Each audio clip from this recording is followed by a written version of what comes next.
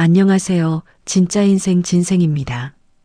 우리는 살면서 착하게만 살아온 이들이 오히려 세상에게 가장 많은 상처를 받는 모습을 보며 마음이 아플 때가 있습니다. 하지만 인생은 때때로 늦게라도 답을 주곤 하죠. 오늘 이야기는 평생 착하게만 살던 한 할머니에게 하늘이 전해준 작은 기적의 순간입니다. 오늘의 이야기가 시작됩니다. 좋아요와 구독 부탁드립니다. 새벽 5시 골목 어귀의 작은 단칸방에서 은심은 눈을 떴다. 아직 어둠이 가시지 않은 시간이었지만 그녀의 하루는 이미 시작되었다. 으흐흐. 침대에서 일어나려는 순간 허리에서 쏘아오르는 통증에 작은 신음이 새어나왔다. 관절염은 이제 몸의 일부가 된 지 오래였다. 하지만 은심은 이내 입가에 미소를 지으며 침대 모서리를 잡고 천천히 몸을 일으켰다. 괜찮아, 괜찮아. 오늘도 할 일이 있으니까.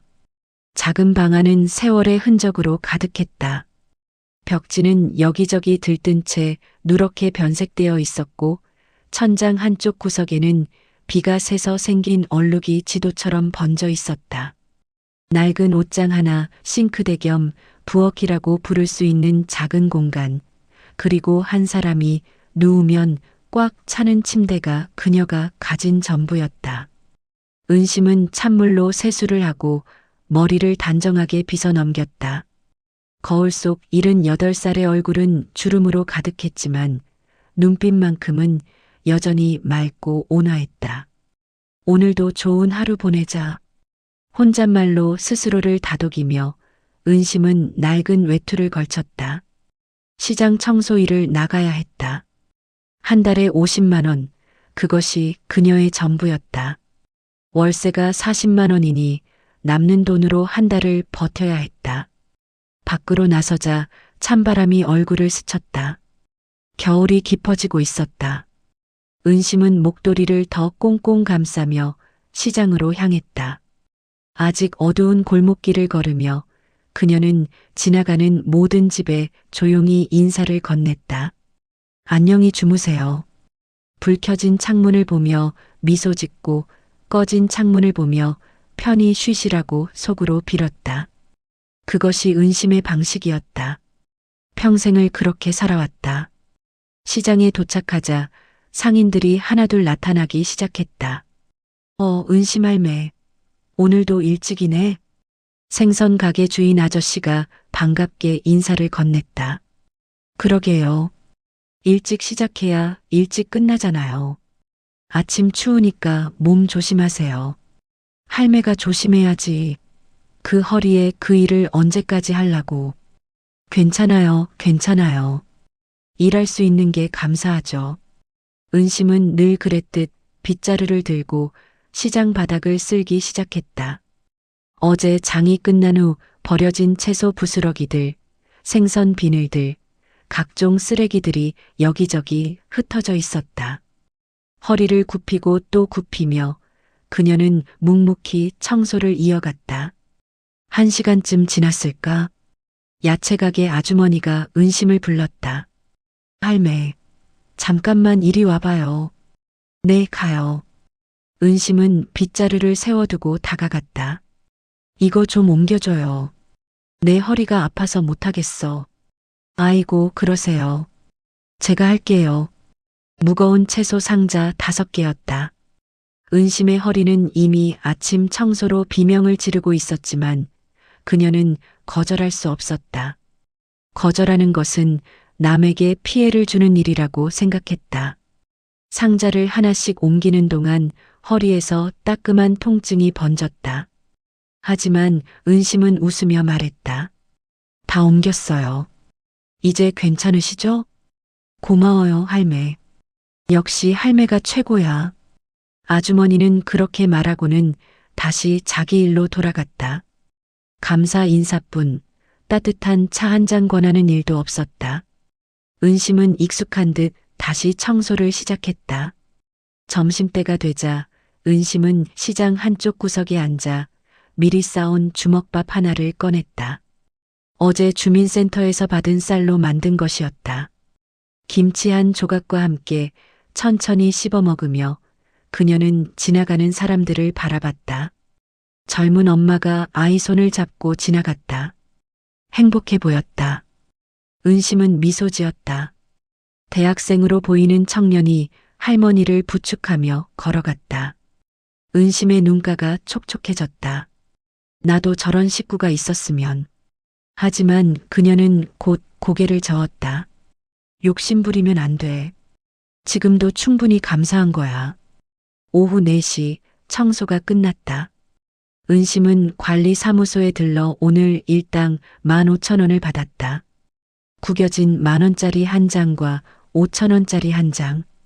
그녀는 그 돈을 소중히 주머니에 넣었다. 할매, 오늘도 수고했어요.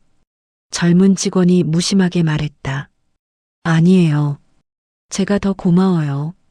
일자리 주셔서. 은심은 고개를 숙여 인사하고 시장을 나섰다. 집으로 돌아가는 길 슈퍼마켓 앞을 지나다가 걸음을 멈췄다. 진열대 한쪽에 놓인 작은 밤 과자 봉지가 눈에 들어왔다. 1,500원. 이웃집 아이가 좋아하는 거잖아. 은심은 잠시 망설이다가 슈퍼 안으로 들어갔다. 그 과자를 사서 이웃집 문 앞에 살짝 놓아두고 왔다. 아무도 모르게. 그것이 은심의 작은 기쁨이었다. 집에 도착하니 문 앞에 쪽지 하나가 붙어 있었다. 심장이 철렁 내려앉았다. 은심 씨, 이번 달 월세 아직 못 받았습니다. 이번이 3번째입니다. 다음 주 금요일까지 밀린 월세 전부 주지 않으면 나가주셔야 합니다. 마이너스 집주인. 손이 떨렸다. 은심은 쪽지를 천천히 떼어내고 방으로 들어갔다. 방 한쪽 서랍에서 봉투를 꺼냈다. 그 안에는 10만 원이 들어 있었다. 한 달 동안 모은 전부였다. 120만 원. 어떻게 구하지? 은심은 낡은 침대에 앉아 한숨을 내쉬었다. 눈물이 날 것 같았지만 참았다. 울어봤자 달라지는 건 없었다. 이 나이에 또 어디로 가나? 창밖을 바라보며 은심은 조용히 중얼거렸다. 하늘에는 구름이 잔뜩 끼어 있었다. 곧 눈이 올 것 같았다. 그날 저녁 이웃집 아주머니가 문을 두드렸다. 할매, 잠깐 나와봐요.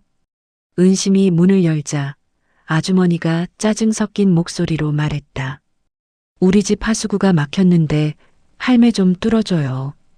할매가 그런 거 잘하잖아요. 아, 네. 그럴게요. 은심은 피곤한 몸을 이끌고 이웃집으로 갔다. 무릎을 꿇고 하수구를 들여다보며 오래된 막대기로 조심스럽게 뚫기 시작했다. 더러운 물이 튀었지만 그녀는 개의치 않았다. 30분 후 하수구는 뚫렸다. 다 됐어요. 아, 고마워요. 할매는 역시 이런 게 잘 맞아. 아주머니는 그렇게 말하고는 문을 닫아버렸다. 차 한 잔도 수고했다는 말도 없었다. 은심은 더러워진 손을 물로 씻으며 쓸쓸히 웃었다. 사람 사는 게 다 그렇지 뭐. 방으로 돌아와 낡은 거울을 보니 초췌한 얼굴이 비쳤다. 하지만 은심은 여전히 미소를 지었다. 내일은 좋은 일이 있을 거야. 분명히. 그렇게 스스로를 다독이며 그녀는 잠자리에 들었다. 추운 방, 낡은 이불, 그리고 불안한 미래. 하지만 은심은 기도했다. 부디 내일은 조금만 더 나은 하루이길. 일주일이 지났다. 은심의 봉투 한도는 여전히 10만 원이었다. 아니, 이제는 8만 원이었다. 며칠간 최소한의 식비로 쓴 것이었다. 집주인이 준 기한은 이틀 남았다. 그날 아침도 여느 때와 다름없이 시작됐다.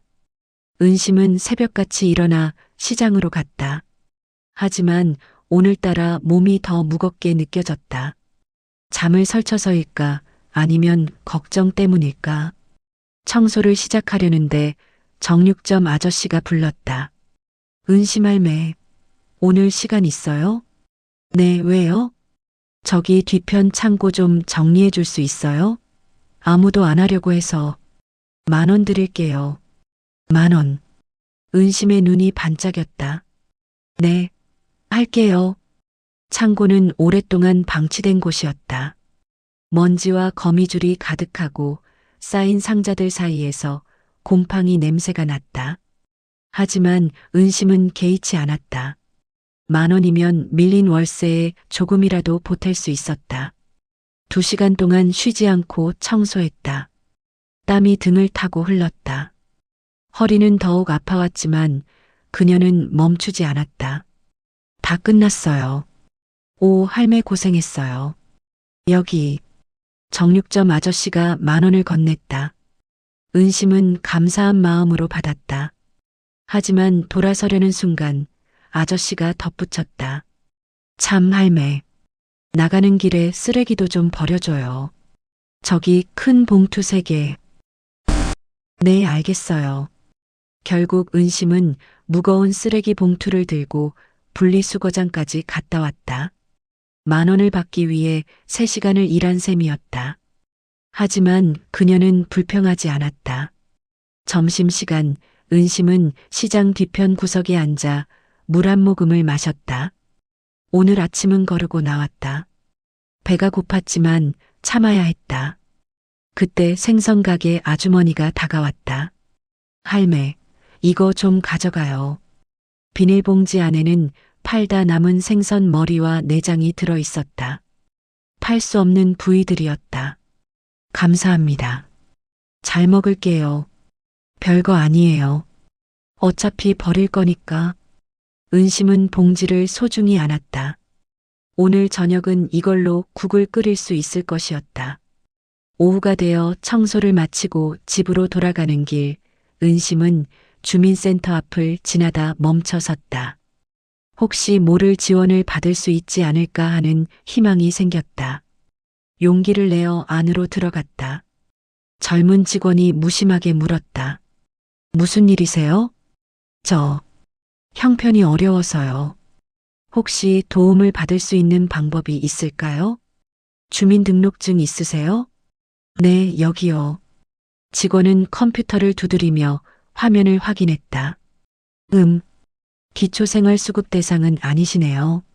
재산이 있으시잖아요. 재산이요? 저는 월세방에 사는데요. 여기 보면 예금이 좀 있으시네요. 이건 기준 초과예요. 은심은 황당했다. 그 예금이란 것은 10년 전 퇴직금 잔액 200만 원이었다. 그것도 만약을 대비해 절대 손대지 않으려고 아껴둔 돈이었다. 그런데 그건 제가 아플 때를 위해. 죄송하지만 규정이에요. 다른 서류를 더 준비해 오시면 검토는 해드릴 수 있어요. 가족관계 증명서, 소득 증명서, 임대차 계약서, 나열되는 서류 이름들에 은심의 머리가 복잡해졌다. 알겠습니다. 은심은 고개를 숙이고 주민센터를 나왔다. 희망은 사라지고 무력감만 남았다. 집으로 돌아가는 길, 동네 슈퍼 앞에서 아는 할머니들을 마주쳤다. 어머, 은심이네. 안녕하세요. 은심이 인사하자 할머니들은 수군거리기 시작했다. 일부러 들리게. 저 사람 참 안 됐어. 나이 들어 혼자 사는 게. 자식도 없고 친척도 없고 평생 착하게만 살더니 저 꼴이래. 착한 게 무슨 소용이야. 요즘 세상에 착하면 손해만 봐. 은심은 듣지 못한 척했다. 미소를 지으며 지나쳤다. 하지만 가슴은 아렸다. 집에 도착해 방문을 열자 쪽지가 또 붙어 있었다. 내일까지입니다. 꼭 연락 주세요. 마이너스 집주인. 은심은 쪽지를 천천히 떼어내고 방 안으로 들어갔다. 낡은 탁자 위에 봉투를 올려놓고 돈을 세어봤다. 8만 원. 오늘 받은 10,000원을 합쳐도 9만 원. 120만 원을 만들려면 불가능했다. 하느님. 은심은 처음으로 눈물을 흘렸다. 조용히 소리 없이 제가 뭘 잘못한 걸까요? 평생 착하게 살려고 노력했는데. 하지만 대답은 없었다. 차가운 방 안에는 그녀의 흐느낌만 울렸다. 그날 저녁 은심은 낮에 받은 생선 부스러기로 국을 끓였다. 작은 냄비에서 보글보글 끓는 국물을 보며 그녀는 다시 마음을 다잡았다. 울면 안 돼. 내일 아침에 집주인님께 가서 한 번 더 부탁해보자. 분명 방법이 있을 거야. 하지만 마음 한쪽에서는 알고 있었다. 3번이나 밀린 월세를 기다려줄 집주인은 없다는 것을. 그날 밤 은심은 오래된 사진첩을 꺼냈다. 먼지를 닦아내고 펼치자 흑백 사진들이 나왔다. 젊은 시절의 은심이 보였다. 보육원에서 일하던 시절이었다. 사진 속에는 아이들이 가득했다. 은심의 손을 잡고 웃는 아이, 그녀의 무릎에 앉은 아이, 뒤에서 장난치는 아이들. 그때는 가난했지만 행복했다. 다들 잘 살고 있겠지. 은심은 사진을 쓰다듬었다. 그 아이들 중 한 명, 소년의 사진 앞에서 손길이 멈췄다. 경수. 그 아이는 유난히 은심을 따랐다. 엄마라고 부르며 안겼던 아이. 경수야. 넌 어디서 뭐 하고 있을까? 하지만 그것도 40년 전 일이었다. 아이의 부모가 경제적 여유가 생기자 보육원에서 데려갔고 그 이후로는 소식이 끊겼다. 은심은 사진첩을 덮었다. 과거를 들춰봤자 현실은 변하지 않았다. 다음 날 아침 은심은 일찍 집주인 집으로 찾아갔다. 손에는 9만 원이 들어 있었다. 안녕하세요. 아, 은심 씨. 들어와요. 집주인은 중년 남자였다. 표정이 딱딱했다. 죄송합니다. 밀린 월세 전부는 못 가져왔고요. 이것만. 은심이 9만 원을 내밀자 집주인은 한숨을 쉬었다. 은심 씨, 나도 사정이 있어요. 대출이자도 내야 하고 관리비도 밀려 있고 9만 원으로는 안 돼요. 조금만 더 기다려 주시면, 한 달만 더 주시면 꼭 갚을게요. 벌써 석 달째예요. 미안하지만 이번 주 안으로 나가주세요. 은심은 아무 말도 할 수 없었다. 집주인의 말이 틀린 것도 아니었다. 알겠습니다. 고개를 숙이고 나오는 은심의 뒷모습을 보며 집주인도 미안한 마음이 들었지만 어쩔 수 없었다. 집으로 돌아온 은심은 짐을 싸기 시작했다. 가진 게 많지 않았다. 옷 몇 벌, 이불 한 채, 낡은 그릇 몇 개, 그리고 사진첩. 그게 전부였다. 어디로 가지? 혼잣말을 하는데 문을 두드리는 소리가 들렸다. 은심 할매, 우리 집 청소 좀 해줘요. 이웃집 아주머니였다. 은심은 깊게 숨을 쉬고 문을 열었다. 오늘은 좀 어려울 것 같아요. 에이, 뭐가 어려워요. 어차피 할 일도 없잖아요. 아니, 정말 오늘은. 아휴, 할매도 참. 그럼 됐어요. 아주머니는 짜증 섞인 투로 말하고는 휙 돌아갔다.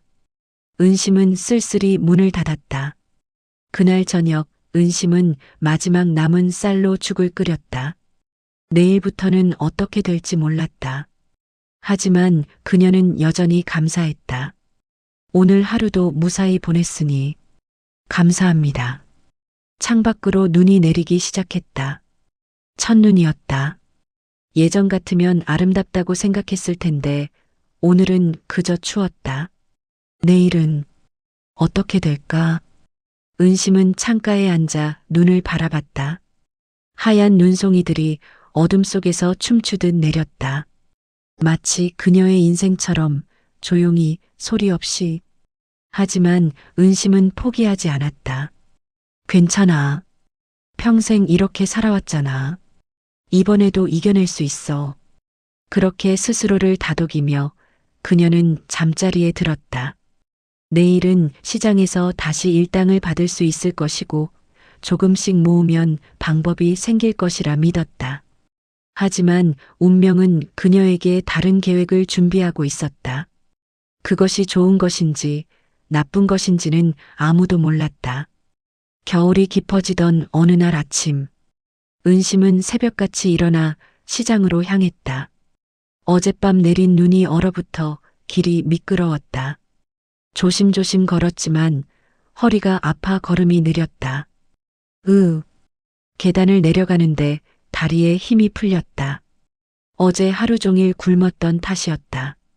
난간을 붙잡고 간신히 균형을 잡았다. 괜찮아, 괜찮아.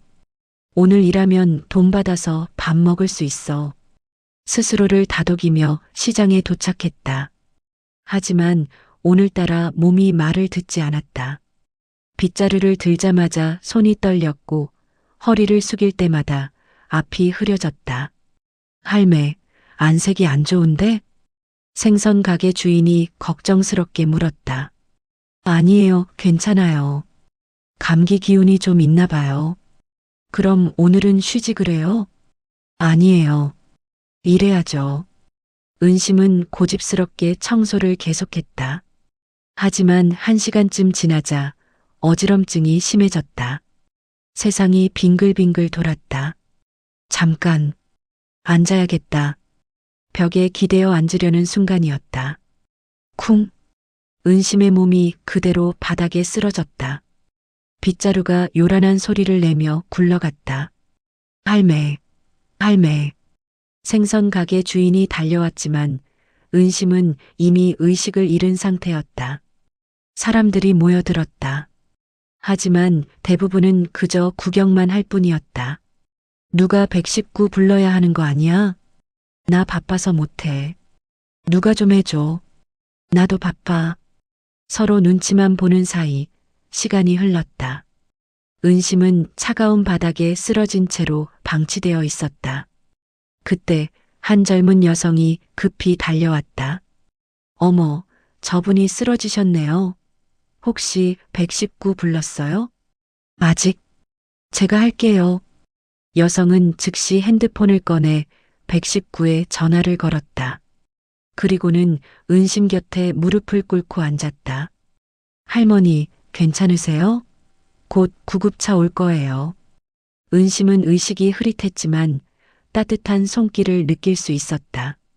누군가가 자신의 손을 잡아주고 있었다. 추우시죠? 제 외투 드릴게요. 여성은 자신의 외투를 벗어 은심에게 덮어주었다. 괜찮아요. 제가 여기 있을게요. 무서워하지 마세요. 그 목소리가 어쩐지 익숙했다. 오래전, 아주 오래전에 들었던 것 같은 목소리. 구급차가 도착했다. 구급대원들이 은심을 들것에 옮겼다. 보호자시죠? 같이 가셔야 해요. 아, 저는 보호자가 아니고요. 그럼 보호자 연락처라도. 제가 찾아볼게요. 젊은 여성은 은심의 낡은 가방을 집어들었다. 구급차에 함께 타며 가방 안을 확인했다. 지갑, 약 봉지, 그리고 가방 밑바닥에서 낡은 사진 한 장이 떨어졌다.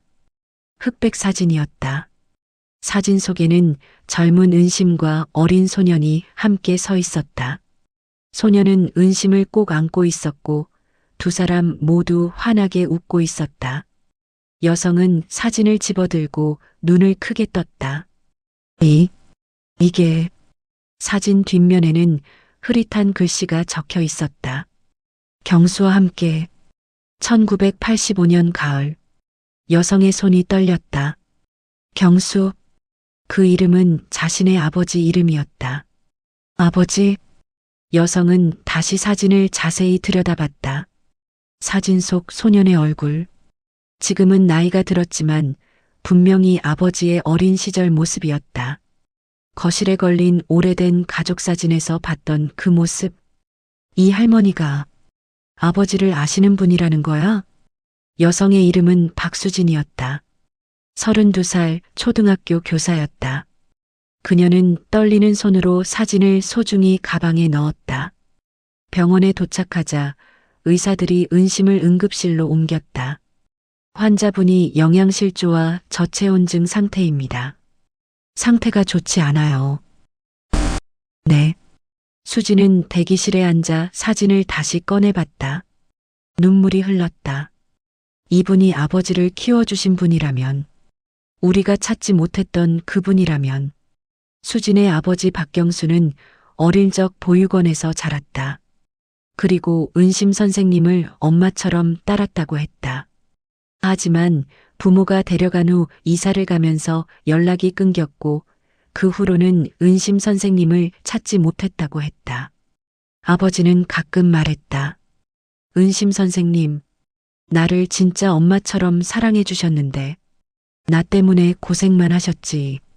찾아뵙고 싶은데 연락처도 모르고. 그때마다 아버지의 눈에는 그리움과 미안함이 가득했다.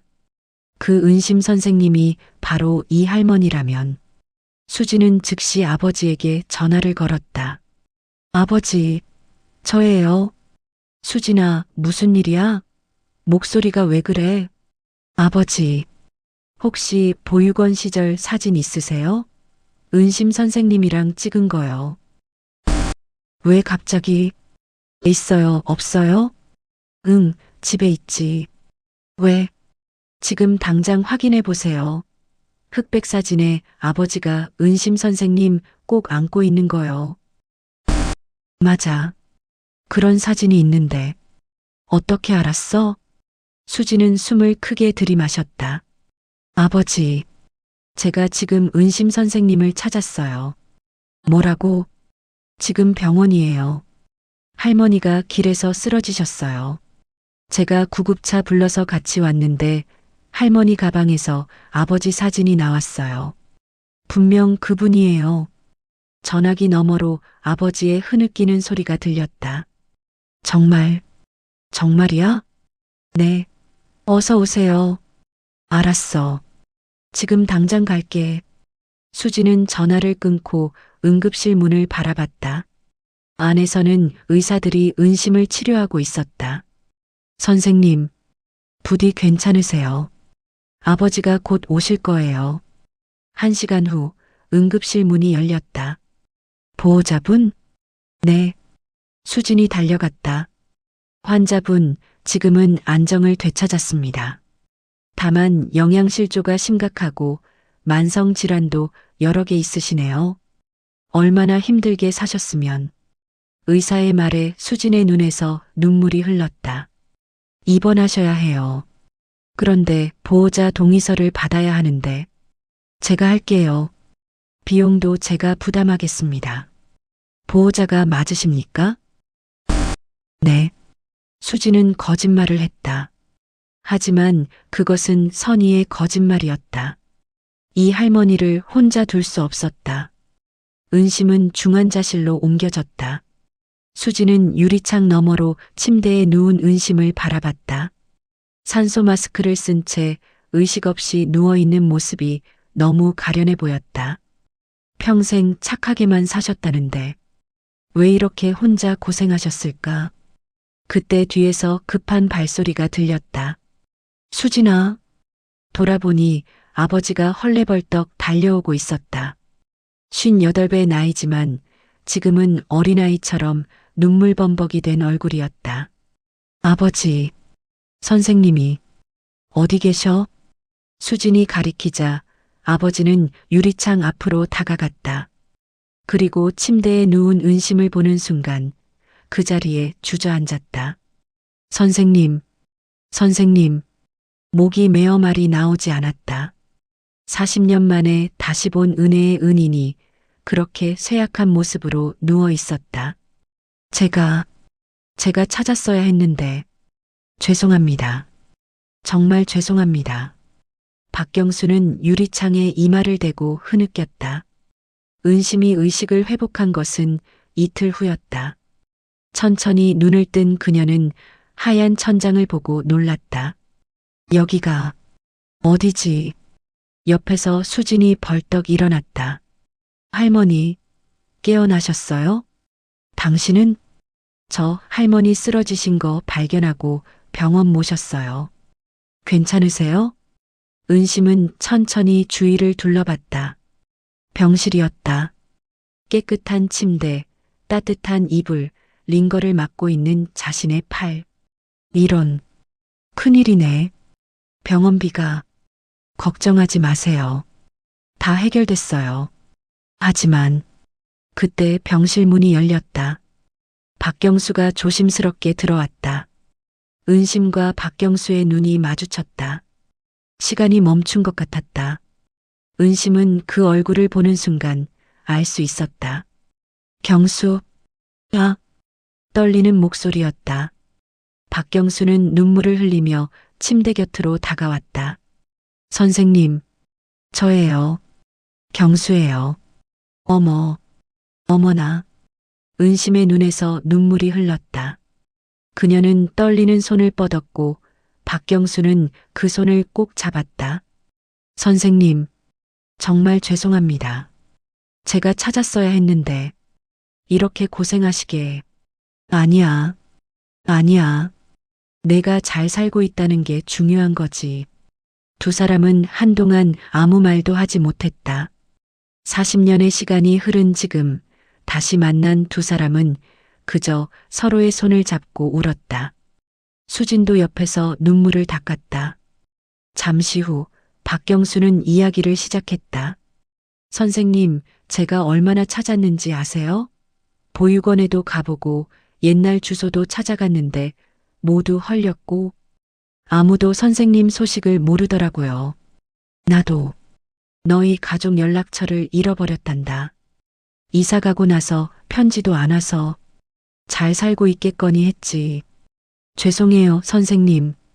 부모님이 경제적으로 어려워서 이리저리 이사 다니느라 연락을 못 드렸어요. 괜찮아. 이렇게 다시 만났잖니. 박경수는 은심의 손을 두 손으로 꼭 잡았다. 선생님, 보육원 시절 선생님이 저한테 해주신 거 다 기억해요. 다른 애들은 부모님이 면회 오는데 저는 아무도 안 와서 울었을 때 선생님이 경수야, 선생님이 내 엄마야 하시면서 안아주셨잖아요. 그랬구나.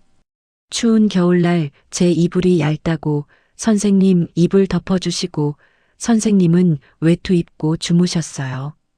제가 아플 때 밤새 간호해 주시고. 은심은 조용히 웃었다. 다른 아이들한테도 다 그랬어. 아니에요. 선생님은 저한테 특별하셨어요. 저는 선생님이 진짜 엄마 같았어요. 박경수의 목소리가 떨렸다. 그런데 제가 부모님 따라가면서 선생님을 잊고 살았어요. 아니, 잊은 게 아니라 찾지 못했어요.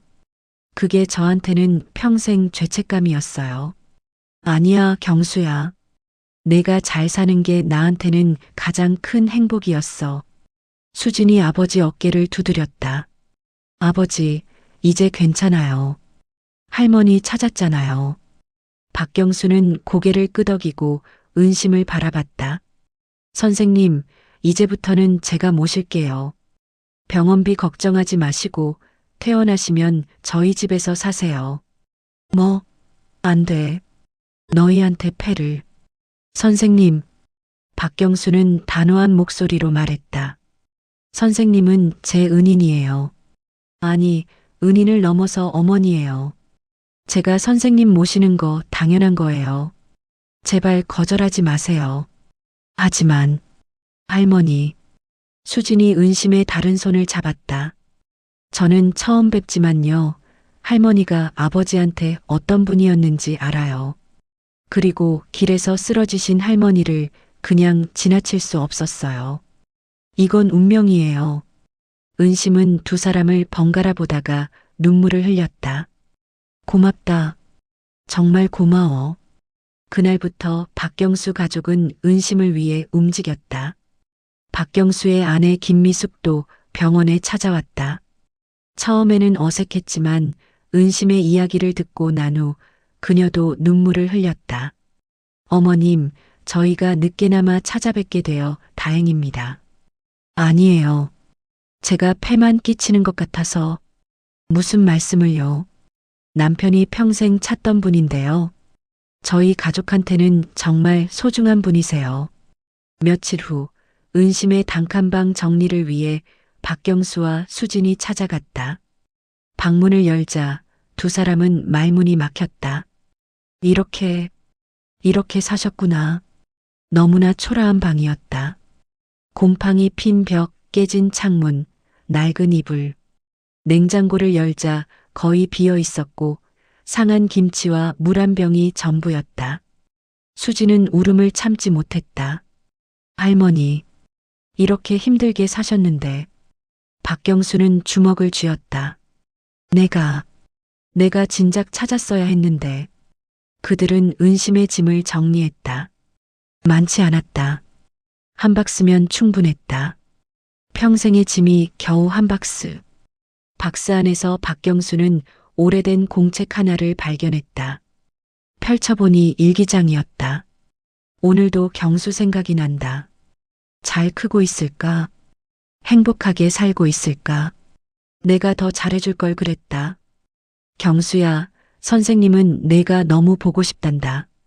일기 곳곳에 자신에 대한 그리움이 적혀 있었다. 박경수는 일기장을 가슴에 안았다. 선생님, 제가 정말 죄인입니다. 한편 동네에서는 소문이 퍼지기 시작했다. 은심 할매가 돈 많은 사람이랑 아는 사이래. 어머, 정말? 그럼 그동안 가난한 척한 거야? 아니, 그게 아니라 오래전에 키워준 아이가 성공해서 찾아왔대. 에이, 말도 안 돼. 은심이가 무슨.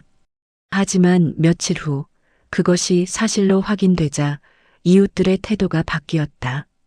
병원에 문병을 오는 사람들이 생겼다. 평소에 은심을 무시하고 이용하던 사람들이었다. 할매, 그동안 우리가 많이 도와드렸잖아요. 할매 덕분에 우리도 편했어요. 은심은 그들을 보며 쓸쓸히 웃었다. 하지만 뭐라 하지 않았다. 박경수는 그런 사람들을 보며 화가 났지만 은심이 말렸다. 그냥 두렴. 사람들이 다 그렇지 뭐. 선생님은 왜 이렇게 착하세요? 착한 게 아니라 그냥 미워할 힘도 없어서 그래. 은심의 말에 박경수는 가슴이 아렸다. 병원 치료를 마친 후 퇴원 날이 다가왔다. 박경수는 은심을 위한 새 집을 준비했다. 자신의 집 근처 작은 주택이었다. 선생님, 여기서 편히 지내세요. 부족한 거 있으면 언제든 말씀하시고요. 이렇게까지 너무 과분해. 과분한 게 아니에요. 당연한 거예요. 은심은 새 집을 둘러봤다. 깨끗한 방, 따뜻한 온기, 새 가구들. 평생 가져보지 못한 것들이었다. 고맙다. 정말 고마워. 그날 밤 은심은 새 집 침대에 누워 천장을 바라봤다. 눈물이 흘렀지만 이번에는 슬픔이 아니라 감사의 눈물이었다. 하느님, 감사합니다. 저를 잊지 않으셨네요. 창밖으로 달빛이 들어왔다. 평생을 어둠 속에서 살았던 은심에게 이제 빛이 비치기 시작했다. 봄이 왔다. 은심이 새 집에서 지낸 지 석 달이 지났다. 그동안 그녀의 삶은 완전히 바뀌었다. 매일 아침 박경순의 가족이 번갈아 찾아왔다. 아침 식사를 챙겨주고 말벗이 되어주고 병원 진료도 함께 다녔다. 은심은 평생 처음으로 가족이라는 것을 느꼈다. 할머니, 오늘 날씨 좋은데 산책 가실래요? 수진이 환하게 웃으며 물었다. 그래, 좋지. 은심은 수진의 팔에 의지해 밖으로 나왔다. 집 앞 작은 정원에는 꽃들이 피어 있었다. 박경수가 직접 심어준 꽃들이었다. 이쁘다. 할머니가 좋아하실 것 같아서 아버지가 심으셨대요. 경수가 참 착해. 두 사람은 천천히 동네를 걸었다. 예전에 은심이 살던 골목도 지나갔다. 그 단칸방은 이미 다른 사람이 들어와 살고 있었다. 저기서 참 오래 살았는데 많이 힘드셨죠? 힘들었지. 하지만 그때가 있었기에 지금이 더 소중한 것 같아. 수지는 은심의 손을 꼭 잡았다. 슈퍼 앞을 지나는데 예전에 은심을 무시하던 동네 아주머니들이 있었다. 그들은 은심을 보자마자 얼굴이 환해졌다. 어머, 은심이 아니야? 오래간만이네. 어떻게 지내? 하지만 그들의 태도에는 진심이 없었다. 단지 은심이 이제 쓸모 있는 사람이 되었다고 생각했을 뿐이었다. 은심은 담담하게 인사했다. 네, 잘 지내요. 우리 그때 많이 도와줬잖아. 기억하지? 한 아주머니가 뻔뻔하게 말했다. 수진의 얼굴이 굳었다. 도와줬다고요? 할머니 힘든데 일만 시키고 쓰러지셨을 때 외면한 게 도와준 거예요? 그게 아니라 아주머니들의 얼굴이 붉어졌다. 은심은 수진의 손을 조용히 잡았다. 괜찮아. 그냥 가자. 하지만 할머니, 그 사람들도 각자 사정이 있었을 거야. 그냥 용서하는 게 편해. 은심의 말에 아주머니들은 고개를 숙였다. 부끄러움이 밀려왔다. 은심아, 미안해. 우리가 정말 잘못했어. 한 아주머니가 진심으로 사과했다. 그제야 다른 아주머니들도 고개를 숙였다. 우리가 너한테 너무 심하게 했어. 내가 힘들 때 도와주지는 못할 망정. 괜찮아요. 다 지나간 일이에요. 은심은 진심으로 웃었다. 그 미소에는 원망이 없었다. 아주머니들은 울먹이며 다시 사과했다. 은심아, 앞으로 잘하자. 우리가 진짜 잘할게. 네, 고마워요. 그 길로 집에 돌아왔을 때 박경수가 기다리고 있었다. 선생님, 오늘 기분 좋아 보이세요. 그래. 산책하니까 좋더구나. 선생님, 이거 보세요. 박경수는 오래된 앨범을 펼쳤다. 보육원 시절 사진들이 가득했다. 이거 어디서 구했니? 보육원 원장님께 연락해서 받았어요. 선생님이 계실 때 사진들이래요. 은심은 사진들을 하나씩 넘겼다. 젊은 자신의 모습, 아이들과 함께 웃는 모습, 운동의 날 아이들을 응원하는 모습. 그때가 참 행복했었지. 선생님은 항상 남을 위해 사셨어요. 이제는 선생님을 위한 시간을 가지세요. 박경수의 말에 은심은 미소 지었다. 며칠 후 박경수네 집에서 작은 모임이 열렸다. 은심을 위한 생신 잔치였다. 제 생일도 아닌데. 선생님, 저희가 선생님께 감사하는 마음으로 준비했어요. 받아주세요. 테이블에는 정성스럽게 준비한 음식들이 가득했다. 박경수 가족뿐 아니라 수진의 남편과 어린 손자까지 모두 모였다. 할머니, 5살 된 손자 민준이가 달려와 은심을 안았다. 할머니, 나 할머니 좋아. 어머, 그래. 할머니도 민준이 좋아. 은심은 민준이를 무릎에 앉히고 머리를 쓰다듬었다. 평생 가져보지 못한 손주가 생긴 것 같았다. 저녁 식사를 하며 박경수가 조용히 말했다. 선생님, 제가 결혼할 때 선생님을 못 찾아서 정말 후회했어요. 지금이라도 이렇게 모시게 되어 감사합니다. 나도 고마워. 경수야. 선생님이 저한테 해주신 말 기억나세요? 경수야, 세상은 어렵지만 착하게 살면 하늘이 지켜본다고 하셨잖아요. 그랬구나. 그 말을 평생 가슴에 새기고 살았어요. 그래서 제가 지금 이렇게 살 수 있는 거예요. 박경수는 중소기업을 운영하고 있었다. 부자는 아니었지만 가족과 직원들을 아끼며 정직하게 사업을 해왔다. 선생님 말씀이 제 인생의 나침반이었어요. 은심의 눈에서 눈물이 흘렀다. 내가 이렇게 잘 자라줘서 고마워. 그날 밤 은심은 혼자 집에 돌아와 창가에 앉았다. 밤하늘에는 별이 가득했다. 내 인생이 이렇게 끝날 줄은 몰랐네. 평생 힘들게 살았던 그녀에게 마지막 순간에 이런 선물이 왔다. 착하게 살면 정말 하늘이 지켜보는구나. 은심은 조용히 웃었다. 여름이 되었다. 은심의 건강이 많이 좋아졌다. 정기적인 병원 치료와 좋은 음식, 그리고 무엇보다 마음의 평안이 그녀를 회복시켰다. 어느 날 박경수가 특별한 제안을 했다. 선생님, 보육원 한번 가보실래요? 원장님이 선생님 보고 싶어 하세요. 보육원을 가도 될까? 물론이죠. 다음 주 그들은 함께 보육원을 찾았다. 건물은 새로 지어져 예전 모습은 없었지만 그래도 그곳은 은심에게 특별한 곳이었다. 원장님이 반갑게 맞이했다. 은심 선생님, 오랜만이에요. 원장님, 그동안 안녕하셨어요? 선생님 소식 못 듣고 걱정 많이 했어요. 경수 씨가 연락 주셔서 얼마나 기뻤는지 몰라요. 원장님은 은심을 안내하며 보육원을 둘러보게 했다. 아이들이 뛰어노는 모습, 선생님들이 아이들을 돌보는 모습, 예전 그대로네요. 선생님이 만들어주신 전통이에요. 선생님이 아이들을 사랑으로 대하신 것처럼 지금도 그렇게 하고 있어요. 은심은 한 교실에 들어갔다. 아이들이 웃으며 뛰어왔다. 안녕하세요, 할머니. 어머, 안녕. 한 아이가 은심의 손을 잡았다. 할머니, 같이 놀아요. 그래, 그러자. 은심은 아이들과 함께 놀았다.